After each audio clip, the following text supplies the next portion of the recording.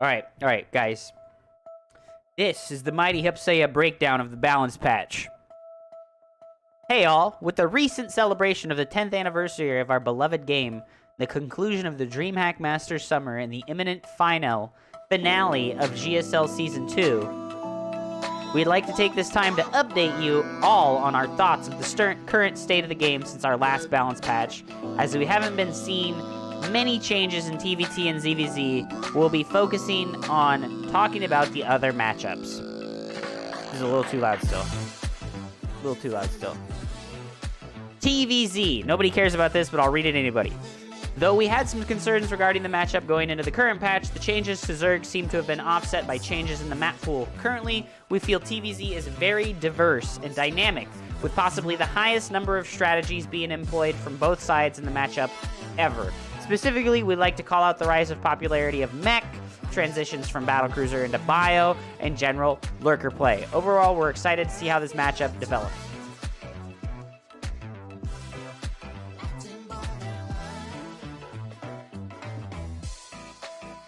A lot of trends that we've noticed in TVP, and much of the feedback we received on those matchups, focus on the early game. Early tank pushes have become less powerful and less common due to battery overcharge. Widowmine drops with a fast armory is a new opening that has popped up with mixed success.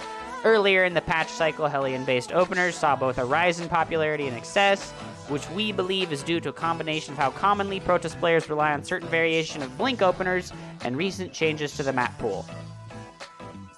Though there's some contention on this topic, our current belief is that given an even early game, the rest of the game also feels even, and there is a lot both races can do to impact the outcome of the match. Overall, this is another matchup that we think mostly needs some time to breathe and develop. Ha! Shut up, whiny Terran players! They think it's fine! Shut up, you stupid whiny fucking baby Terran players. They think it's fine. Matchup is fine. Get out of here, whiny ass Terran players. With the introduction of battery overcharge, PvP has seen an extreme shakeup since the last patch. Seems to be developing week by week, and no player we reached out to believes they fully understand it yet. However, we'd like to discuss what we've been seeing in the matchup recently, phase by phase. In the early game, we've seen the introduction of brand new openings since there's One Gate, Fast Expand, and Nexus First. While some players find these new openings interesting and exciting to play with, others dislike that the increase of potential viable builds can increase the impact of build order advantages. As for proxy robotics, while we've seen a decrease in the usage of this strategy, there's no clear consensus for exactly how much battery overcharge helps in defense. While it certainly helps to some degree, the most common feedback we hear is that it's not really a make or break ability for this purpose, because our original intention was not necessarily to completely stamp out this build entirely, and feedback is still developing on this issue. We're going to keep an eye out in the future. That's good. They're saying that they didn't want Proxy Robo to disappear entirely. They just wanted it to stop being every other game, you know, because like every other game was Proxy Robo for a really long time. Moving on to mid-game, we've been seeing a lot of more Blink builds, which we attribute to the defensiveness that battery overcharge can provide on 2 and 3 bases. In addition, battery overcharge seems to have been very successful in discouraging the 3-base Archon Immortal Zealot all-ins that we had typically seen ending games in the past. Yes, it does make a big difference in the 2 and 3 base stage when people are attacking you. If you've got the defensive position and you've got the super battery and you've got a warp prism so you can pick up the units to save them when they're getting focus fired, they will instantly be restored to full shields. It's a big deal. This brings us to late game, because how mid game now typically plays out, 4-base PvP seems to be much more common lately, with Stalker, Disruptor, Carriers, Tempests, and Blink Dark Templars all making regular appearances. As a result, we've been regularly seeing some of the most epic PvPs ever played, and it really feels this matchup has been blown wide open. Yeah, you know, Blink Dark Templar are way more popular than anything else. Blink Dark Templars are crazy, and they are really, really, really good. But you gotta have that like 4 and 5 base economy to really fuel the ability to use those units. ZVP. With a few exceptions, the feedback we've received on the changes made the ZVP matchup in the last patch indicate that they have been helpful. That is, the change to the Queen range has been noticeable. The energy cost change to Revelation allow it to be an effective creep clearing tool, and the increased range for feedback has been significant in late-game interactions. In addition, battery overcharge is shown to be a powerful defensive tool, especially when it was first released, and Zergs were not yet used to its potency. On the flip side, Revelation's lower duration, while not a game breaker, does impact its use in the late game. I like that they're addressing this. We've also received mixed feedback from players as to the impact of the Baneling damage changes in the last patch. While many have told us that these changes have gone mostly unnoticed, some players note that they've seen an uptick in Stalker Robobay compositions, partially due to this change, especially from Korean Protosses. I think that the switch to Stalker Robobay play has absolutely nothing to do with the patch. I think that it has absolutely nothing to do with the patch. This is like a complete and total misdiagnosis. Whoever said this is like just trying to like make up shit to sound smart. Ultimately, though, the last patch has not produced the lasting impact to ZVP win rates that we had hoped. Most of the feedback we currently receive about this matchup from professional Protoss players remains similar to what we had before, just to a slightly lesser degree. For reference, the majority of this feedback relates to the following: the efficiency of Banelings, both as a combat unit and in the harassment role, the inability of clearing creep without necessitating the presence of the entire Protoss army. You know, I don't know about this one. It has become easier to kill creep in the early and the mid game, but definitely after like 6 or 7 minutes, there's like no way that you can be out on the map with anything less than your entire army, or else like just Zerglings are gonna kill you.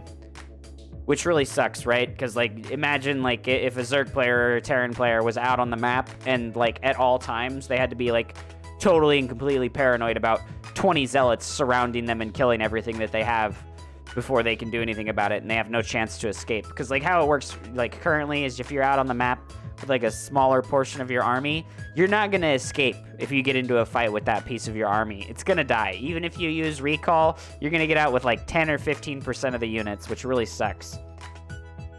Based on all this feedback, we are led to believe that while we were heading in the right direction with our changes, perhaps we had not gone far enough.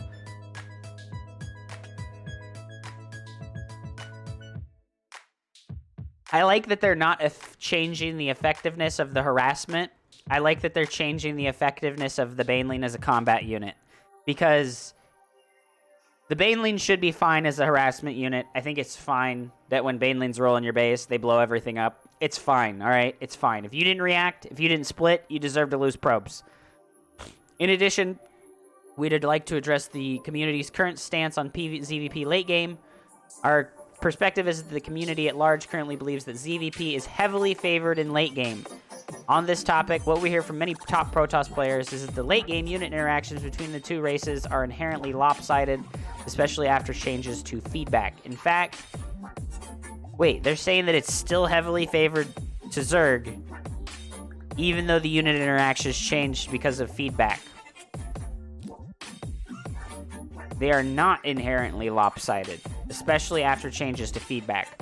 Rather, there's an agreement that the primary problem with late game is the difficulty of getting there on equal footing with the Zerg, especially in the face of constant harassment. Yes.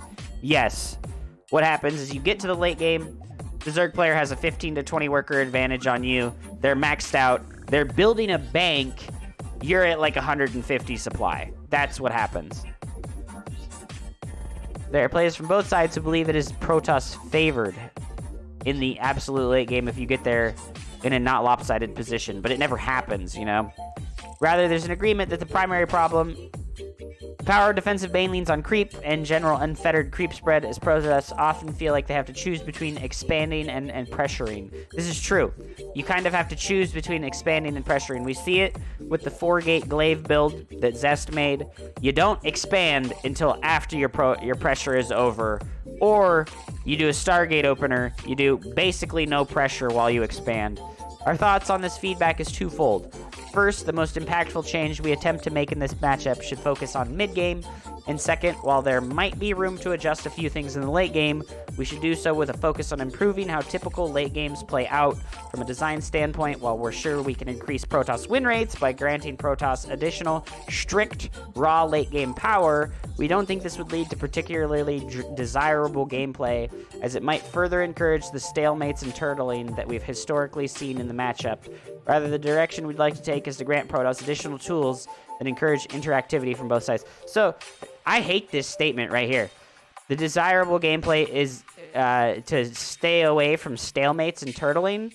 The reason that stalemates and turtling exist in PvZ is because, one, free unit spawners. You can't be aggressive versus free unit spawners when there's a spore forest underneath it. Two, the effectiveness of both races' spellcasters defensively. Disruptors, Storm, defensively, incredibly powerful. Aggressively, not so powerful. Vipers, Infestors, defensively, incredibly powerful. Super, super powerful defensively. Aggressively, not as powerful. That's the problem. It's not really that, like, stalemates and turtling is a problem. It's just that the units lend themselves to doing those kinds of things. When your units are way more powerful defensively than they are aggressively, what is the reason that you would ever go be aggressive for? Here, without further ado, here are some changes we'll be featuring in the next balance test mod. Banelings, the Zerg. Weapon damage changed from 18 plus 17 versus light to 15 plus 20 versus light. Okay, so they're going even further in the direction that they were already going. I'm not sure if I like this. I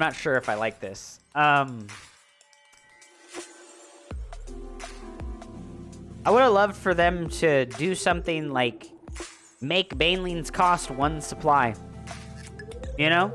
Leave Banelings at the same power level, but make them cost a whole supply instead of half of a supply. I think that would have been a great change for the Baneling. I think that would have been a great change to the Baneling. They would still do exactly what they're supposed to do, but it would be harder to have 50 of them and then also have 50 other units because they only cost half a supply. We erred on the side of caution with this change in terms of magnitude because we didn't want to heavily impact TVZ. Banelings only cost a half a supply, yes. We feel more comfortable going a bit further. We say this mostly gone unnoticed in all matchups. Yeah, it's pretty much gone unnoticed in all matchups, I agree. Plus day Banelings will take 4 more shots to kill Archons and Immortals and 2 more shots to kill Stalkers. That's significant. I think it was 2 more shots when it was this. When it was 18 damage instead of 15, I think it was 2 more shots. And then on Stalkers, it was 1 more. And so they're doubling it. All right, that's all they're going to do to Zerg. They're just further nerfing the Baneling. I like it. Even though it's not like the most elegant change ever, this also makes Marauders take extra hits to die from Banelings. Marauders, Siege Tanks, Thors, all of the mech units except the Hellion. So this is like nerfing the Baneling significantly versus almost everything that Protoss makes. And it's nerfing the Baneling significantly versus all of the not Marine units in TVZ. Protoss, Oracle Revelation duration increased from 15 to 20 seconds. I like this. 15 seconds was a really, really short time for Revelation to cast because, generally speaking, the later the game gets, the more likely when you use Revelation that your Oracle is going to die immediately.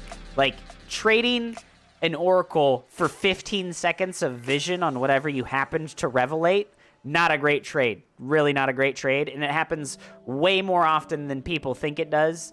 And even at the highest level of play, it happens all the time. The Oracle revelates, it dies to something. Because everything in the late game. Thor's 11 range, Vipers 9 range.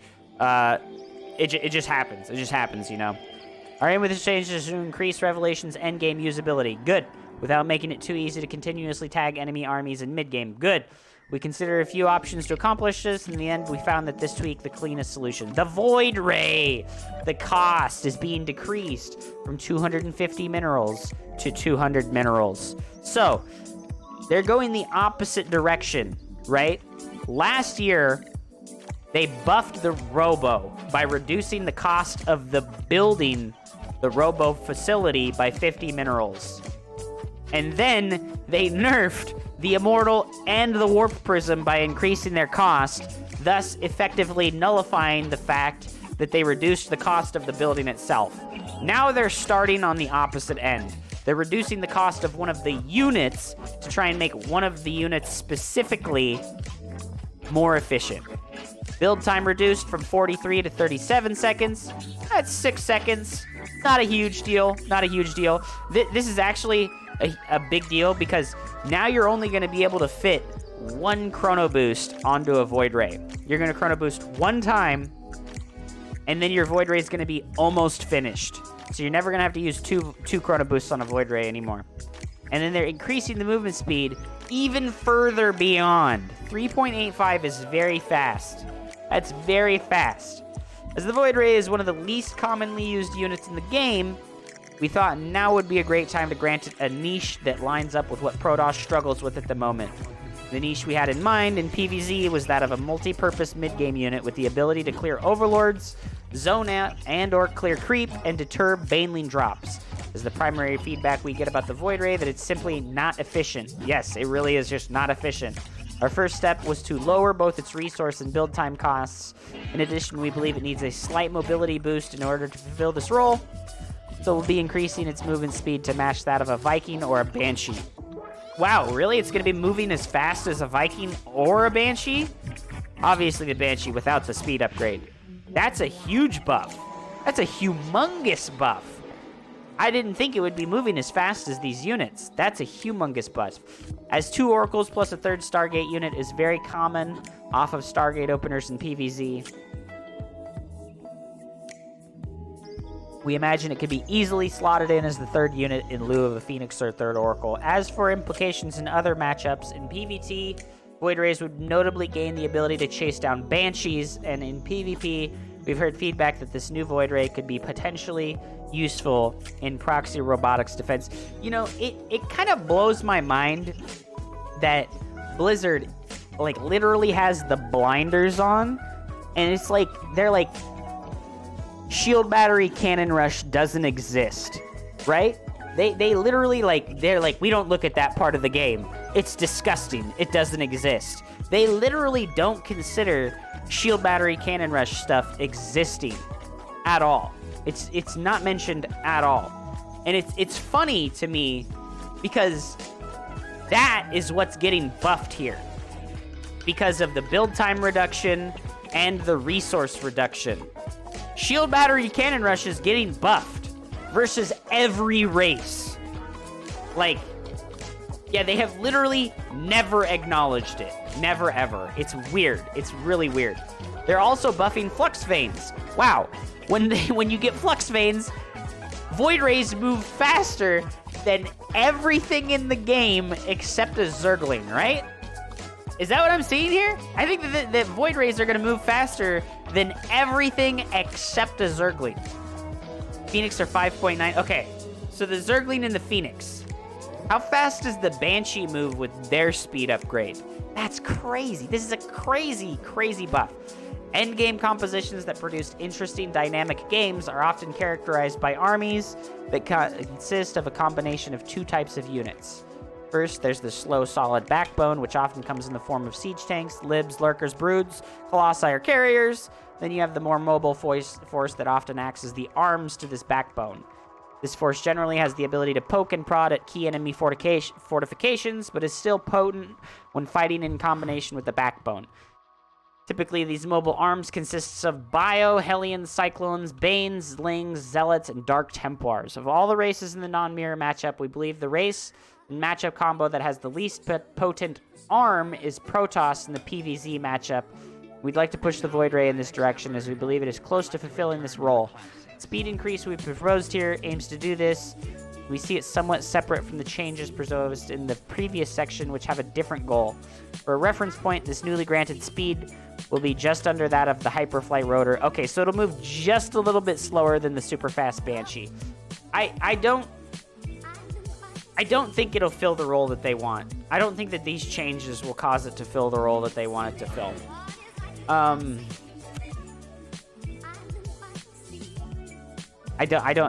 don't see that. I don't see that specifically. I don't see the Void Ray becoming like the arm of my army where it does everything that the slow part of my army can't do. I see it more as like, you might just build 3 Void Rays instead of 3 Oracles in the mid game. Or you might build like 1 Oracle and then build 2 Void Rays and then use that to kill creep. That is a thing. That could be a thing, right? Because the Void Ray moves almost as fast as the Oracle now, and you wouldn't need to get a fleet beacon. I don't know. I don't see that. I don't see this happening. I don't see that happening. Carrier. Interceptors belonging to a carrier that has been neural parasited will no longer draw aggression from units belonging to the carrier. Okay, so when a Zerg player neural parasites your carrier, it takes over all the interceptors. So now your units are not going to target the interceptors anymore. That's actually super nice. That's super nice. That's a great interaction, because when your carriers are getting neural parasited, it is a shit show. It's a shit show, and you do not know what's going on anymore. Isn't as commonly seen these days. We'd like to bring it in line with what we believe is more congruent with how neural parasite interacts with other units in our game. That's the quality of life, because if you have like army units, right, and like this one over here right next to your other units gets neural parasited, I'm pretty sure your units don't attack that unit until all the other potential targets in the area are dead, right? I'm pretty sure that's how it works. Your units will not target the neural parasited unit until all other potential targets are dead. I think that's how it works, I think. The Tempest, the worst unit in the game. Like, they did all this cool stuff for the Void Ray, and they're like, it's the least commonly used unit in the game. Bro, the Tempest. It needs some love. What are they doing? New upgrade. Tectonic Destabilizers. What? Effect. Improves the Tempest's Resonance Coil to deal plus 40 damage versus structures.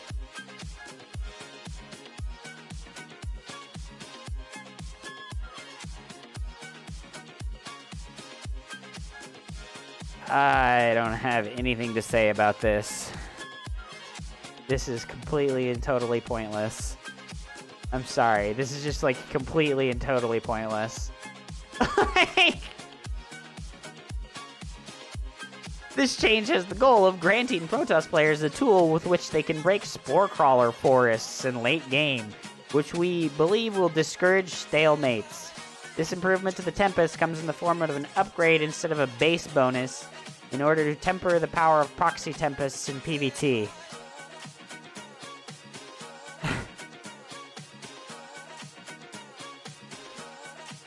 $40 damage. I mean, they already do, like, I guess it's like doubling the damage versus structures, right? So it's like a huge amount, but listen, let me show you something. All right, let me show you something. In the 550 games of Starcraft that I've played this season, do you know how many of them have gone past 20 minutes? Can you take a guess as to how many of my 600 games have gone past 20 minutes? 500. 0. It's like 20. It's like 20. Like 20, all right? Game length. So we see here 20 to 21. So we're going to cut off here, right? So we got 7, 8, 9, 10, 11, 12, 13, 14, 15, 16, 17, 18, 19, 20, 21. I have 21 games out of fucking 600 where this will make a difference. What is that, like 3%? That's like 3%, right? That's like 3%, dude. This does not make a difference at all. I'm sorry. That's just... This is silly. Conclusion. When this post goes live, the balance test mod... All right, well, that's it, guys. Overall, very cool. Direct buffs to Protoss. Direct buffs to Protoss. We never thought that this day would happen, but my God, it's fucking happening. It's happening. They're buffing Protoss. Like, literally a fucking dream scenario, dude. A dream scenario. They're buffing Protoss. I cannot believe it, you know? I cannot believe it. Thank you for coming to my TED Talk about the current balance patch. I appreciate you. Subscribe, hit the follow button, whatever you gotta do. I love you.